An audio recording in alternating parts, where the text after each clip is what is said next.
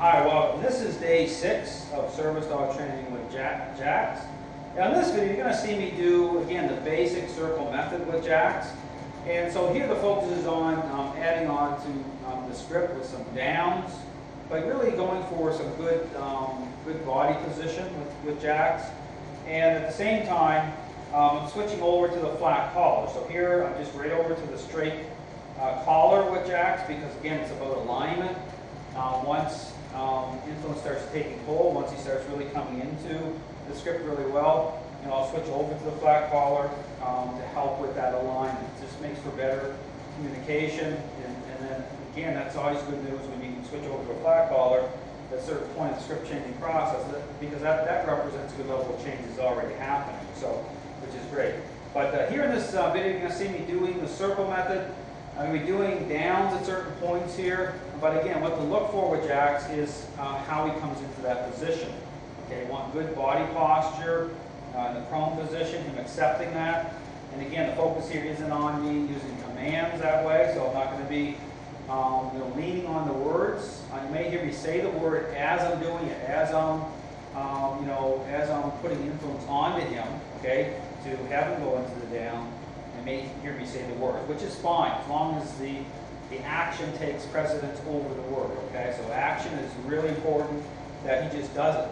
But again, it's within the framework of what's reasonable. Understand the type of influence, how it sets up, how it promotes change, how it's communicated, how it manifests through the leash and through the different interactions. It's all about understanding how it sets up to create change at the relational level. So this script is very much intentional. It's about the integrity of it, making sure that it really holds together in such a way that's going to maximize change. Okay, and that's what this is all about, is getting to that service dog level with Jax, which he's doing extremely well. So here again, you're going to see me move forward. Again, when I move forward, left leg forward, tap the leash a little bit as I go, get ready to sit him, put him into the sit right beside me, put him into a down position. Again, really good. Again, you'll see a little bit of lean out.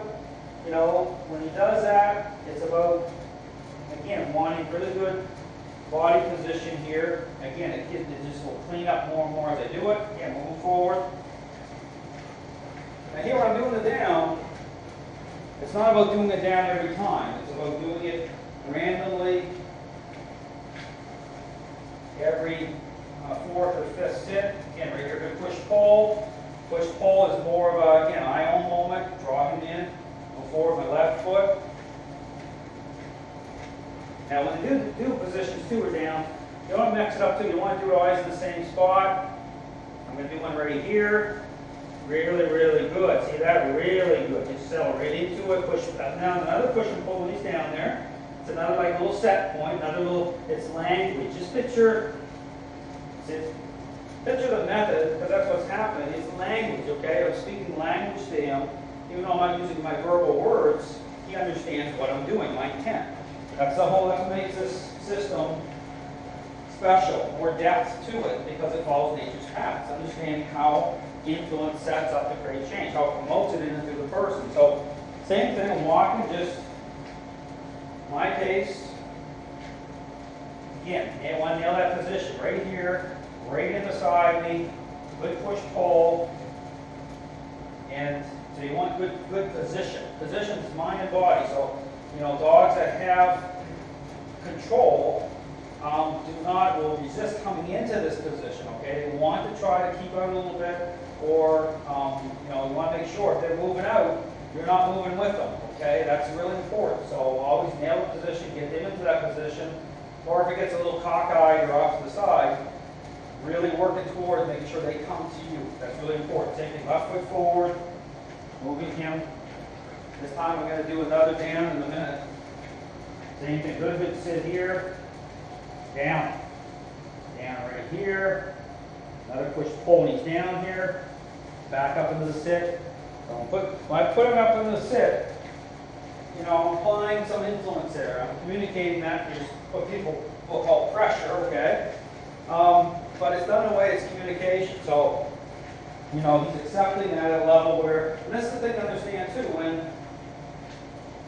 when influence when the language is being spoken and he really starts responding to this language of the method, you know, how the intent really starts responding well, okay, and everything comes together really good, then, you know, I'll start using the verbal commands more because I know that he's really well into the script. I have a really good level of change, but it's really knowing that how everything comes together, okay? It's about in all different interactions with other dogs, other people, other situations. Is anything moving forward? Just tapping the leash a little bit. Now, when I say tapping the leash a little bit when I'm moving forward, it's very subtle. Like you know, it's really staying ahead of the curve of his mind. So here, for example, I'm walking, and I feel a little bit of separation here with him, his mind slipping this a little, even a little bit. I'll nudge it just a little bit, just enough to say, hey, you know, through me. Everything comes through me. Doing extremely well here. Same thing, ready to sit him. Great, and very accepting. See that going right into the sit like that. The down position, same thing. Just you watch one of my other videos, okay? You saw just how resistant he was to the down position. So even here, quick push pull, and let him sniff the floor, back up into the sit. But yeah, if you watch the other video, you'll see me lean my body weight onto him, okay? Getting him to do it, and he eventually did it. But here, you see how much it's cleaning up. Same thing, move forward. And I'm going to come around for the final little lap. And then tap, tap. So even right here, you know, it's good to reinforce. So even if he sits on his own, still do the push-pull, okay? Doesn't mean I'm going to push on his bum because it's already there, but, you know, everything lines up. So eventually, all the method, once the integrity really takes hold, once, you know, he's in a really good follower role, then the method starts to diminish. Okay, that's a great thing. Everything, so just understand, everything's a means to an end. Okay, everything, the leash, the collars, that's why the tools that I use are designed so I'm not leaning on those tools. So for example, is, you know, people use certain tools and never seem to be able to get away from those tools because, you know, the person's not changing. Okay, it's got to align properly. Okay, it's really about my personality type. That's really the major factor in change. Okay, how he's reacting to that, and everything coming off that sets up communication, changes perceptions. It's how it manifests through my personality and affects how he thinks. And I work off this framework of what I define as follower moments. So moments that influence, reasonable influence. Okay, takes hold. But staying ahead of the curve of his mind, not waiting, it's not meant to be a correction, okay? It's about levels of separation of the mind, okay? Just working it in, working them in, working them in. How that sets up through these moments do impact this overall decision-making process. So anyway, we're in day 6 now. He's doing very well. I'm really pleased with how he's coming. And so the first 2 weeks here is really about getting a really good level of focus and then start to get more focused on the various tasks that the owner wants him to do. So anyway, doing really good. You'll see a lot more interactions with him during these 2 weeks. And thanks for watching.